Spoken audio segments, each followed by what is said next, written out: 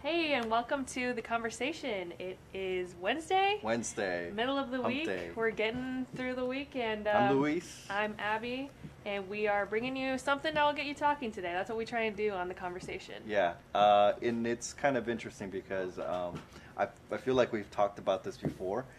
California split into three? What? Really? Yeah.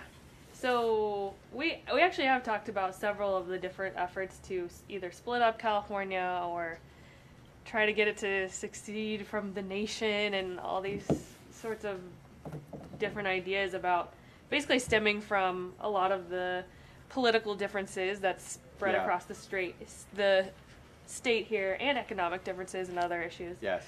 But this one actually was approved for the November ballot yesterday, so So- that's why we're so talking the- about it today. Yeah, so it's like a measure that gathered enough signatures Yes. to basically put this proposal before voters in the general election in November. Yes. And it finally became official yesterday. Yes. So that's really interesting. I think everybody's like got something to say about it. If you're watching, throw your comments below, and we'll read them out loud. Or if you have questions, we'll also read them out loud. Yeah. Okay, so who is behind this? So, if you are living in California or from California, you may know the name of this guy because he's tried this before. But it's a venture capitalist named Tim Draper. He's known for his investments in Tesla and Skype, and most recently Bitcoin. He has a lot of money, let's just say. Yeah. And he's tried this before. He wanted to split the state into 6 pieces, but didn't have any success with that effort. And now he's trying again to split it into 3. And we actually have the map behind us of what he wants to do. Okay, so I feel like I've heard this before. There was also a previous attempt to split it in California into 2, but he's got nothing to do with that one, right? That was like a totally different campaign.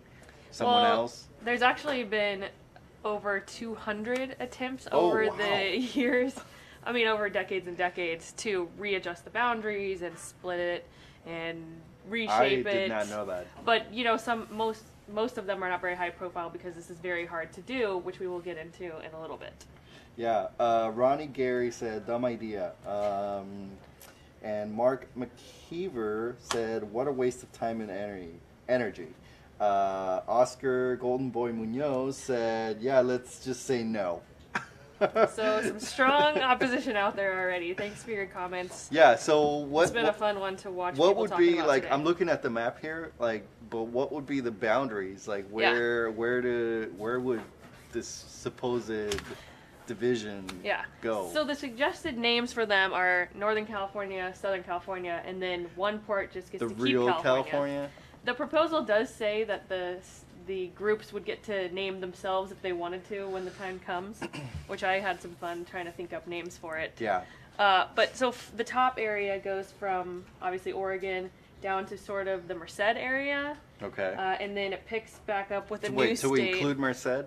Yes. So Merced, you would stay in Northern California. Yes, and then Southern California would kind of start in the Fresno area and work its way down to obviously Mexico. So we but would keep Fresno, Yes. It's so odd to think of Fresno as referred to Visalia, and all those. Yeah. as Southern California, because as you know from living, if you lived in California or even don't live in California, the central part of California even has its own unique identity, culturally and lifestyle-wise. Yeah, it's inland, it's farm, it's That's kind of been one of the biggest discussions today, is how these boundaries were even decided on. Yeah.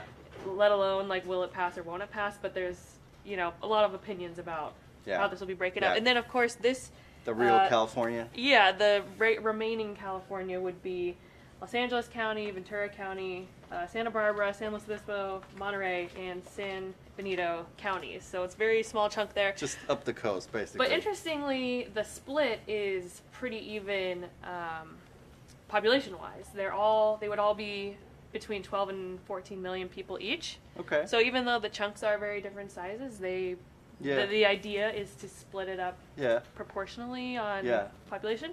Yeah.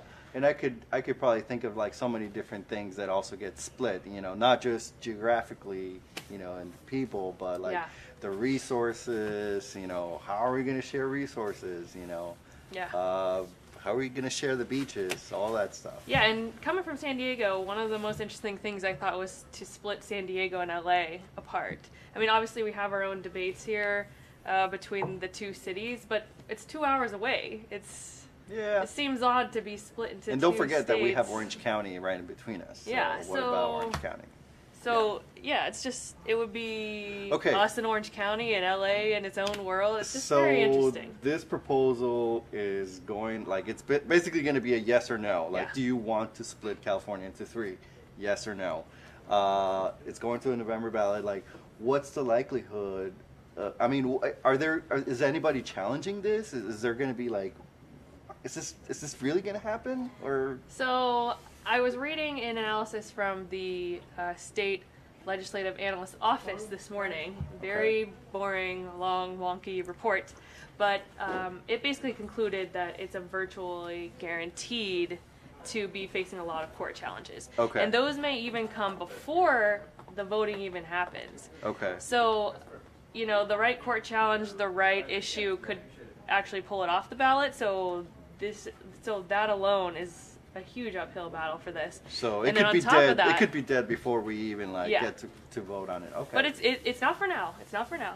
But the other thing is it would have to be approved by Congress and the president, and then there's also questions of whether the state legislature would have to decide this. Yeah. And as you probably know from our 2016 presidential election, the issue of the Electoral College and then also the breakup of the House and the Senate would be a huge question here because it would clearly put more senators in play and possibly change the makeup of the House of Representatives reps who come from here. But you know what? That's one of the biggest complaints. Most people are probably not interested in how many senators they get. They're more interested in who gets Yosemite.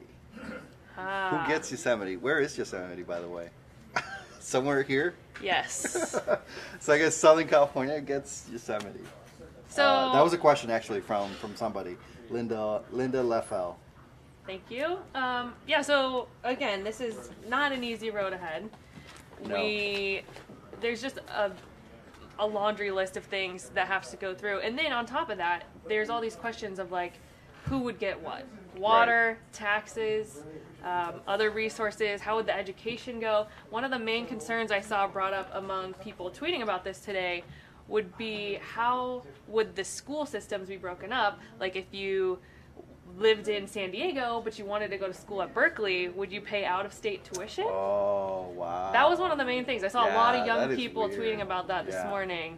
It just brings up all these strange things that we wouldn't normally have to deal with. But you have to think about, like, okay, the time we live now, we live in a time of disruption where we get disruption in technology, business, and now even politics and government, you know?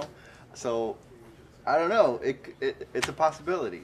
Okay, so what else are people saying about this? Yeah, so basically, I looked through a lot of the reaction to this today, and some people were just outright opposed, obviously, because whether they love California, looking at the comments and a lot of comments happening, whether they love California or, just see it as a poorly divided proposal, whether they see it as not even worth pursuing time and money-wise. And then there was a little bit of support. One tweeter that I saw said that if San Diego County could take over or could have its own tax system that's similar to Texas, it would be the best place to live in the world. That's what one tweeter said. And it is interesting to think of how the lifestyles would be split up, and that, things like taxes could be different from state to state. Yeah. But then there was mostly just debate about, like I said, the different breakups. Yeah. I saw one tweet that said, "Why would you split LA and San Diego apart?" I saw another that said, "It's just so bizarre to even have 3. Why not do 2? We all know that SoCal and NorCal are different." Yeah, and that's maybe the most logical split, but and we just a lot of good debate out there. And we just declared surfing as the official sport of the state, so we would have to come up with 2 other sports? I mean, who gets to surfing? And a million other things. So clearly this is a big talker. We wanted to bring it to you today to point out. And I'm reading all your comments and your questions, and there's definitely a lot of them. Do you want me to go through some of them real quick? Yeah. If we don't have the answers, we will Nico get them for Balik you. says, heck no. Well said. Javier Fernandez says, it would mean less resources and worse services for Californians. Apparently so. I think a lot of people would agree with that.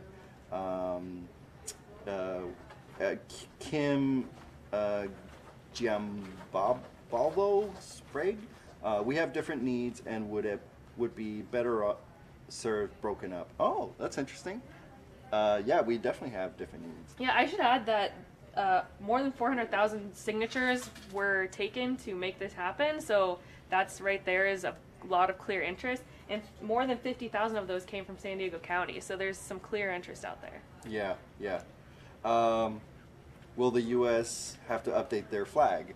That's another really great question. Is because currently we have 50 stars. Yeah. We don't even add Puerto Rico to that, even though there's been attempts to turning it into a state, but I mean, how would that look like, There's a lot of questions here. And I thought one of the most interesting things was that the president has to approve this, and whether it's Trump or, down the road with another president, if this keeps being pursued, it just makes you wonder politically, whoever's in charge, they get a say in this, which seems odd that makes sense, but it's sort of like a federal perspective on something that we know so personally here. Yeah. Culturally and lifestyle-wise, how it's breaking up. It would take Congress, all these senators and representatives from all these different states to weigh in on it. And everybody has an opinion about California. Currently, California's in a lot of fights with the federal government. But it's just a pretty interesting subject. Before we close it up, I kind of wanted to bring up, you had mentioned that this has happened before, right? In the past, in the U.S. Oh, yes. So, the last time that this happened was 1868, when West Virginia broke apart from Virginia. So we clearly have those two states now. Right. And there actually was an attempt to do this in California before that was successful.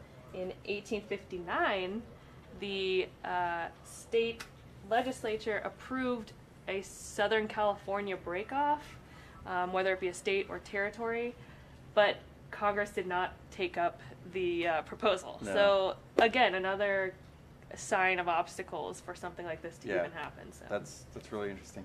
Well, there's a lot of questions and comments. Alex Bernal asked that question about the flag. That was a great question. Mike Loftus, it could open the door to more secession nationwide, and that would be a good timing. Break it up, time to localize. So, yeah, there's definitely some appetite for it, and then there's just not the kind of overwhelming movement for it. Yeah, so. That's kind of the point that Tim Draper makes, the man behind this proposal, is that he feels like the power and wealth is concentrated among a certain amount, geographically in small groups, right. where the whole state doesn't feel fully represented. That's his perspective, and that's why he wanted to put this measure out there. Yeah, and we saw this in the recent primaries where some races where Republicans were completely shut out. There was absolutely no room for Republicans, and it was just all Democrats running for all these offices. So, yeah, in theory, I think it's kind of interesting and maybe could work, but in practice, there's a lot of roadblocks. Yes, so. Definitely. So thanks for hanging in there with us. I'll be posting a link in the comment section with more info about this. We'll link to the proposal. We will link to the legislative analyst's report that I talked about, and hopefully maybe even add some of your comments into our post. So. Yeah, and we'll definitely be discussing this in our podcast, which you can go check out at sdut.us/conversation. Yeah. We'll see you tomorrow.